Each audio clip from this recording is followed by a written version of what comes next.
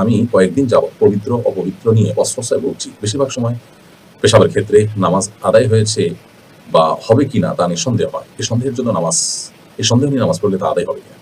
অমূলক সন্দেহকে প্রশ্রয় দেওয়া ইসলামে নিষিদ্ধ।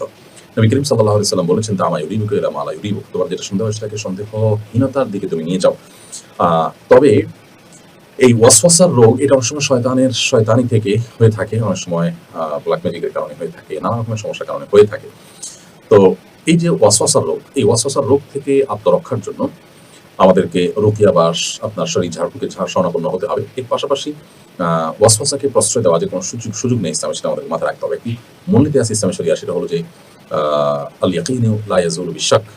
আপনার ওযু আছে। এরপরে আপনার সন্দেহ হচ্ছে, খুঁতখুঁতে ভাব আসছে যে ওযু থাকলো কি গেল। তো এই খুঁতখুঁতে ভাবের কারণে আসলে ওযু ভঙ্গ হবে না। আ বরং ওযু আছে সেটি ধরা হবে।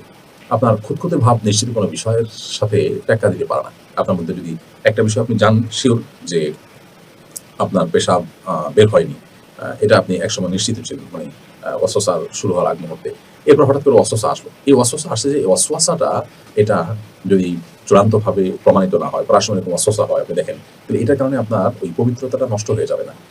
একজন মানুষ ওযু করেছে নিশ্চিত, এখন ওযু গেছে কি যায়নি এটা নিয়ে তার সন্দেহ হচ্ছে। এই সন্দেহের কারণে ওযু গিয়েছে এমনটি বলা যাবে না, বরং ওযু আছে সেটা ধরে রাখা হবে। কারণ নিশ্চিতটা এই খুঁতখুঁতে বা ওয়াসওয়াসা দ্বারা দূরীভূত হবে না। আরো জন ওযু করেননি নিশ্চিত বা ওযু ভঙ্গ হয়েছে এটা তিনি নিশ্চিত জানেন। এর মধ্যে ওযু করছেন কিনা তার সন্দেহ হচ্ছে। তাহলে সন্দেহ যদি হয় শুধুমাত্র, তাহলে নিশ্চিত ছিল ওযু ভঙ্গ হওয়াটা, ওযু ভঙ্গটাই চূড়ান্ত ধরা হবে। এজন্য ওয়াসওয়াসাকে আসলে খুব বেশি আমল নেওয়ার সুযোগ নেই। আপনি রুকিয়া সাপোর্ট গ্রুপ আছে সোশ্যাল মিডিয়াগুলোতে, সেখানে ওয়াসওয়াসার রুকিয়া লিখে আপনি সার্চ দিতে পারেন। YouTube এ আছে সে সমস্ত রুকিয়ার অ্যাপগুলো নামাতে পারেন বা ভিডিওগুলো শুনতে পারেন। ইনশাআল্লাহ আশা করা যায় আপনি ওয়াসওয়াসা থেকে রক্ষা পাবেন। সেই সাথে আপনি কোনো সাইকিয়াট্রিস্টও দেখাতে পারেন।